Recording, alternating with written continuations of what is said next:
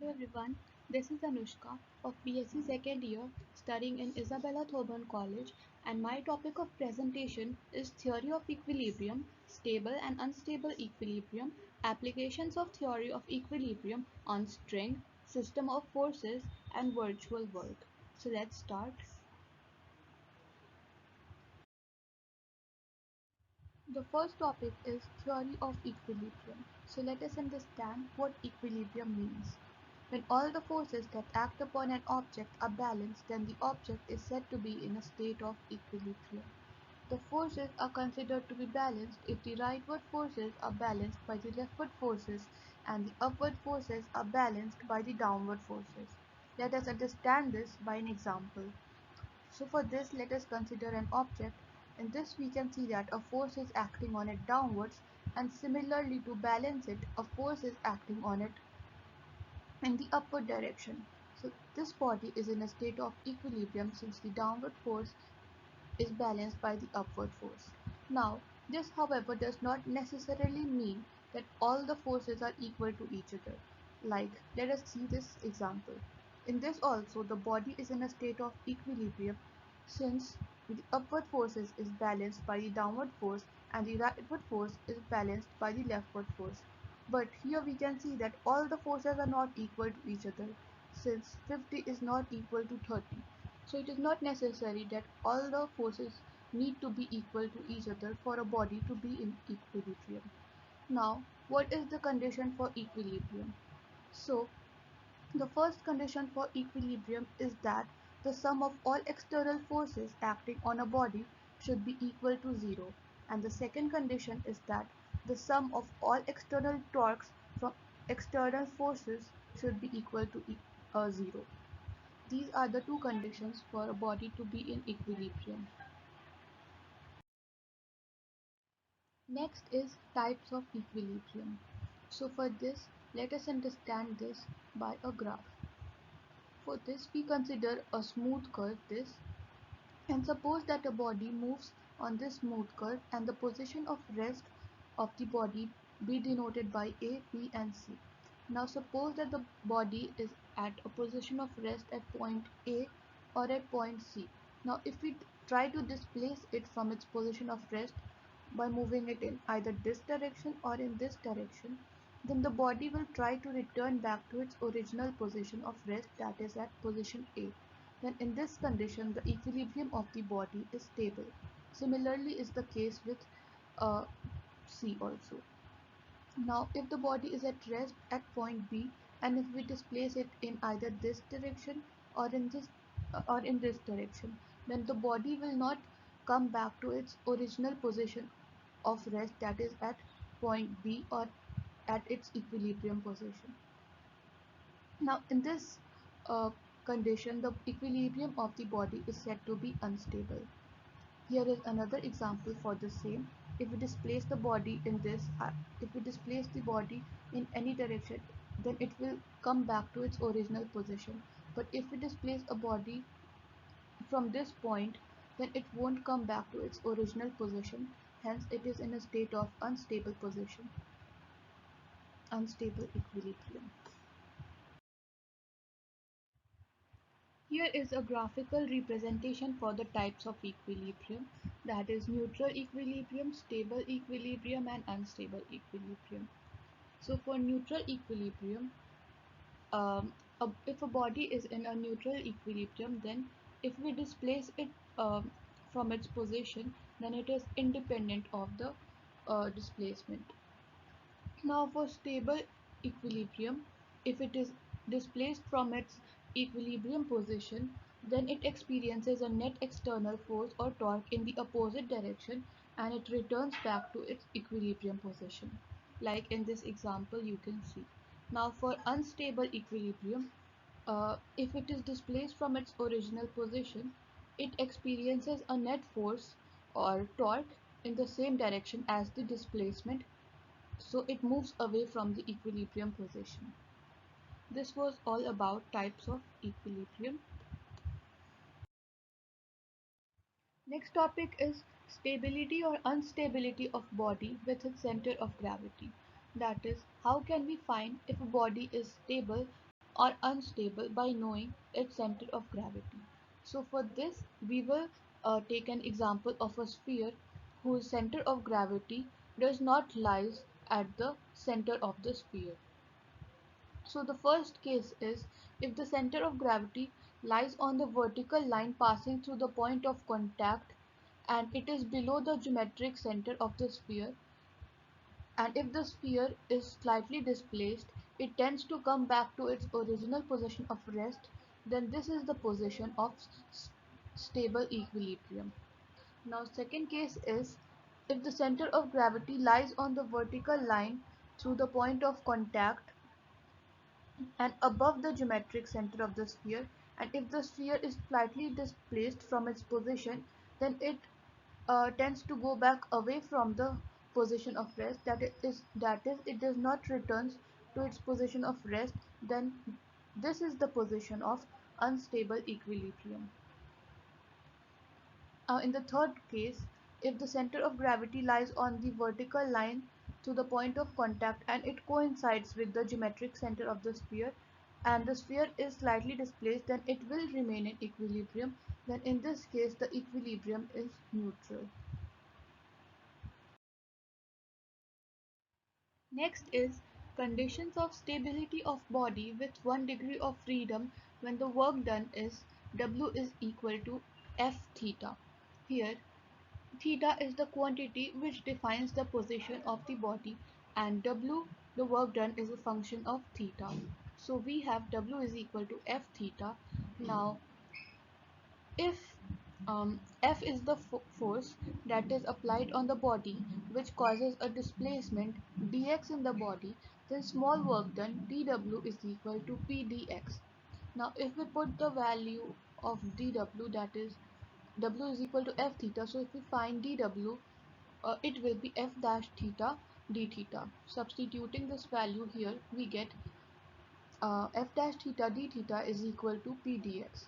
Now p is equal to f dash theta into d theta by dx.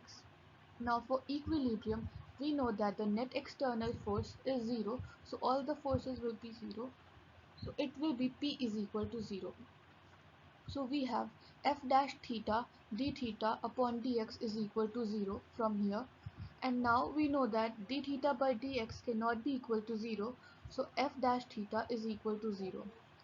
Now initially let us suppose that theta is equal to theta naught.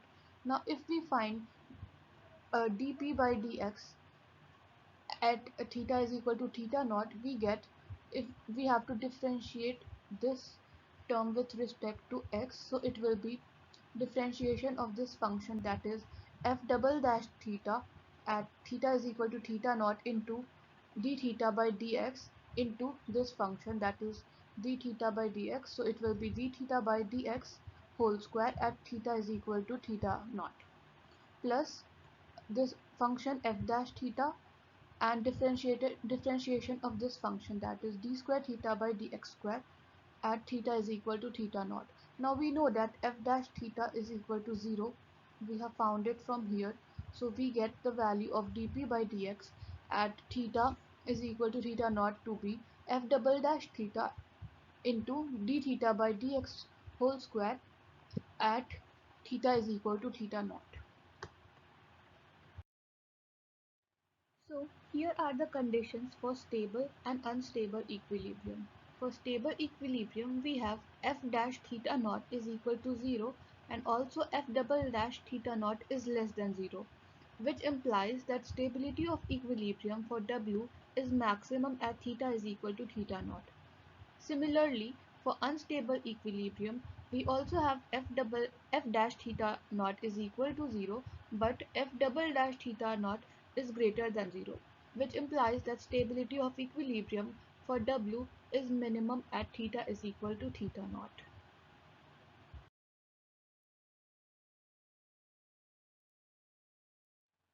Our next topic is applications of theory of equilibrium on strings. In this, we have equilibrium of a string in a plane under the action of given forces. So for this, let us consider a curve formed by the string, and in this let us consider two close points P and Q, The coordinates of P is x comma y and the coordinate of Q is x plus delta x and y plus delta y. Now the length of AP is S and the length of AQ is S plus delta S. So the length of arc PQ will be equal to delta S. Now the tangent at P makes an angle psi with the x-axis and the tangent at Q makes an angle psi plus delta psi with the x-axis. Now let us suppose that the tension at P is T and the tension at Q is T plus delta T, and m is the mass per unit length of the string. Now x and y are component of forces per unit mass of the string parallel to the axis. This is the component of in the x direction and this is the component in the y direction. So for x direction we have the force m delta s into x, and for y direction m delta s into y. Similarly, on resolving tension parallel to the axis, we have for x-axis the tension to be t cos psi and for y-axis t sin psi. Then for x-axis t cos psi is equal to t dx by ds, as we know cos psi is equal to dx by ds. Now this is equal to f of s. Similarly, for the resolved part of t plus delta t along x-axis, it will be f of s plus delta s, and on expanding it we get f of s plus delta s f dash s plus delta s whole square upon 2 factorial f double dash s and so on. Substituting the value of fs from above, we have t dx by ds plus delta s d by ds t dx by ds, and we neglect the higher powers. Now the component of T along x-axis, it will be component of external forces along x-axis plus component of T plus delta T along x-axis. In the previous slide, we found out the component of external force along x-axis to be m delta s x, and the component of T plus delta T along x-axis will be this. Now we have T dx by ds is equal to m delta s into x plus T dx by ds plus delta s d by ds T dx by ds. Now cancelling this common term, we have m delta s into x plus delta s d by ds t dx by ds is equal to 0. Now we divide the whole equation by delta s, so we get d by ds t dx by ds plus mx is equal to 0. This is our first equation. So in a similar way, for y-axis we have d by ds t dy by ds plus my is equal to 0. This is our second equation. So if we solve this equation, if we differentiate it, we get t d square x upon ds square plus dt by dx into dx by ds plus mx is equal to 0. If we solve this equation, we have t d square y by ds square plus dt upon ds dy by ds plus my is equal to 0.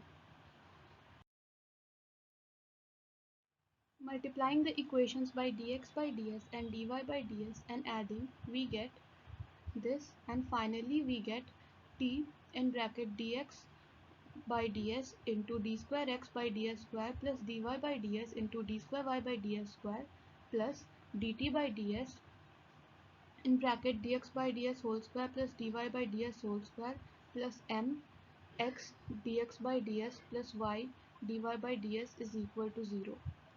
Now we have dx by ds whole square plus dy by ds whole square is equal to 1, and differentiating it we get 2 dx by ds into d square x by ds square plus 2 dy by ds into d square y by ds square is equal to 0. So we get, if we put this value here, we get t into 0 plus dt by ds into 1 plus m x dx by ds plus y dy by ds is equal to 0, and this is equal to dt is equal to minus m x dx plus y dy, and integrating t dt we get t is equal to c minus m integration of x dx plus y dy. Next topic is application of theory of equilibrium on system of forces. Condition of equilibrium of rigid body. If the forces F1, F2 till Fn are acting at A1, A2 till An respectively on a body, so we can reduce the system into a single force R acting at the arbitrary point O and a couple having moment G whose axis passes through O. Then we have R is equal to sigma I is equal to 1 till n Fi and G is equal to sigma I is equal to 1 till n Ai into Fi. This is equation 1, where Ai is the position vector of capital Ai, and for the equilibrium of body, we know that R is equal to 0 and G is equal to 0.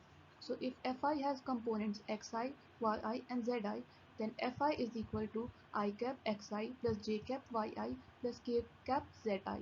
This is equation 2, and let Ai is equal to I cap xi plus j cap yi plus k cap zi.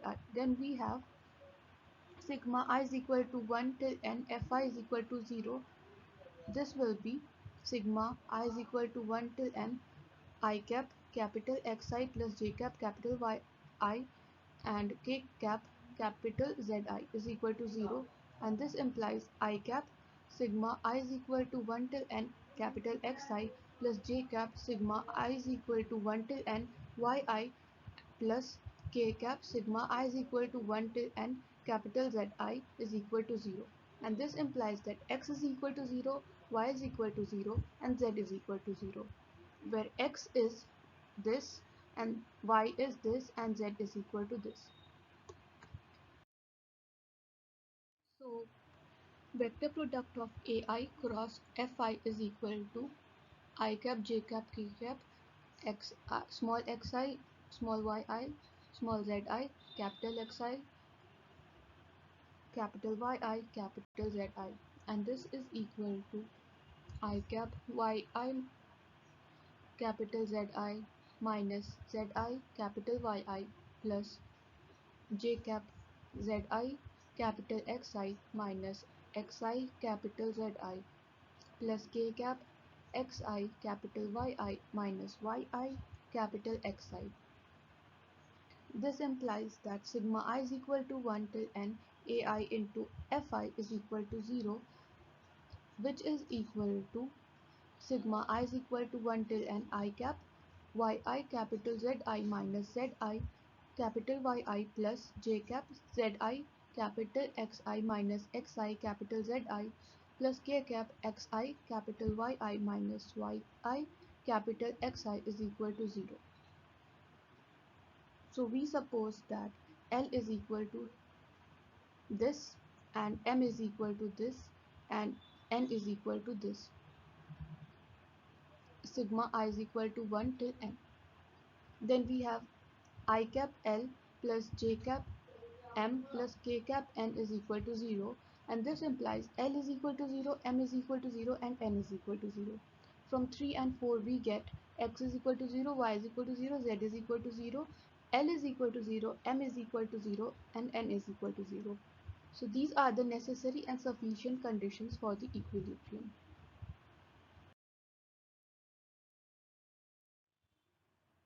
Next is for Poinson's central axis. A given system of forces acting on a body can be reduced to a force together with a couple whose axis coincides with the direction of the force, or we can say every given system of forces acting on a rigid body can be reduced to a wrench. So let the given system of forces acting on a rigid body be reduced to a single force R acting at the point O along OA and a couple of moment G whose axis is the line OP. Now we know now suppose that angle AOP is equal to theta. So we draw a line OC perpendicular to OA such that OA, OP and OC are coplanar.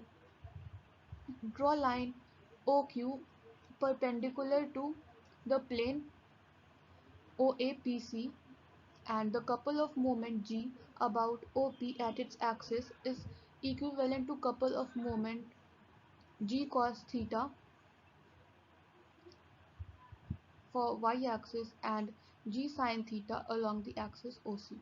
Now the couple g sin theta about OC acts in the plane OAQ because OC is perpendicular to plane OAQ.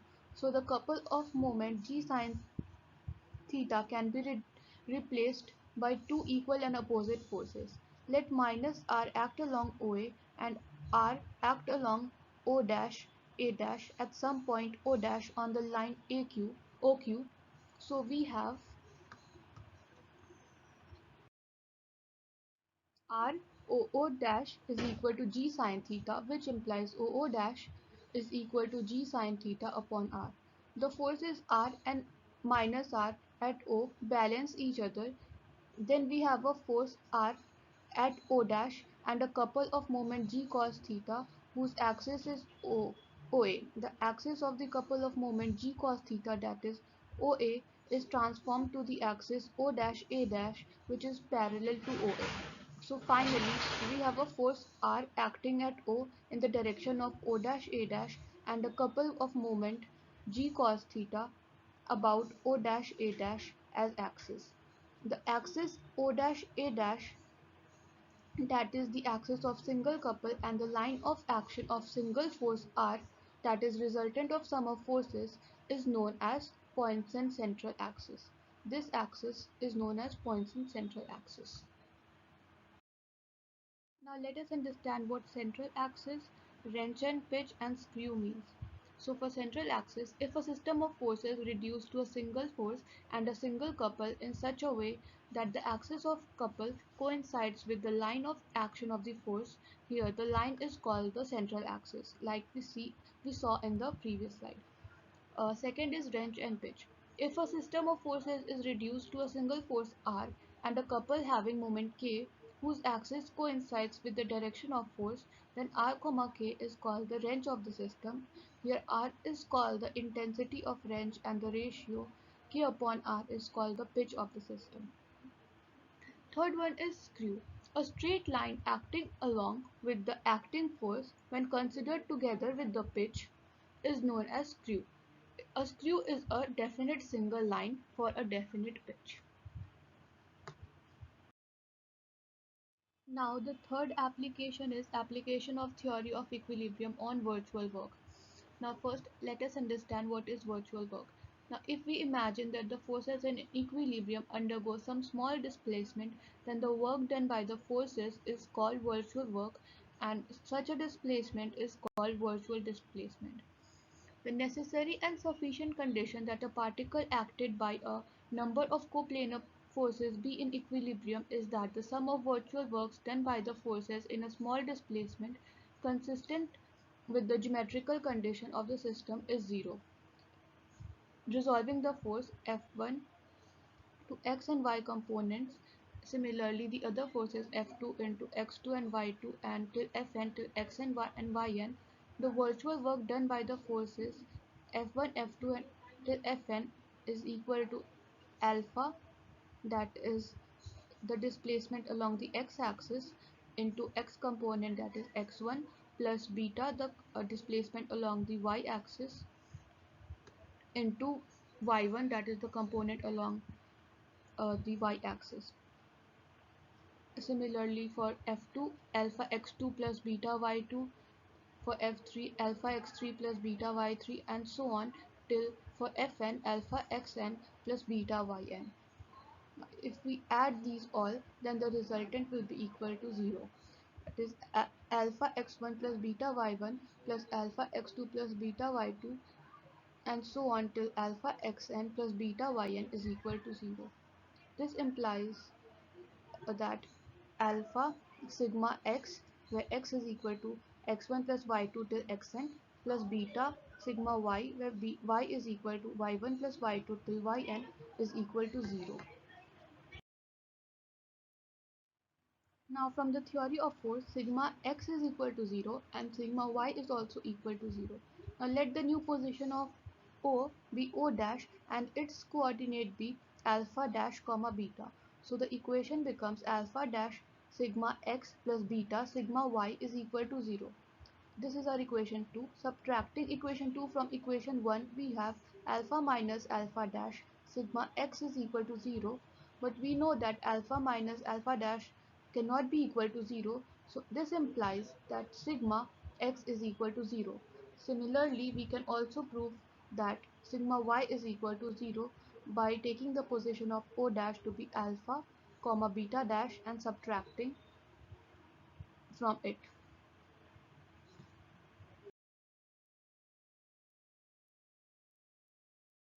And that was the end of my presentation.